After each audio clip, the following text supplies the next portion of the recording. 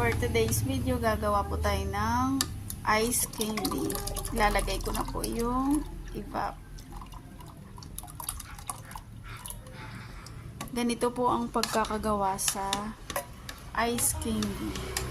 At isusunod ko na rin po yung condense.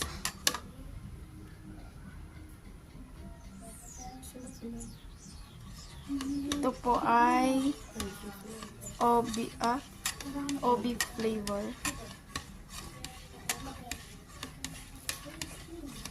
Yan po, para lumasa ang ating ice candy. Yung tipong lasang-lasa talaga pag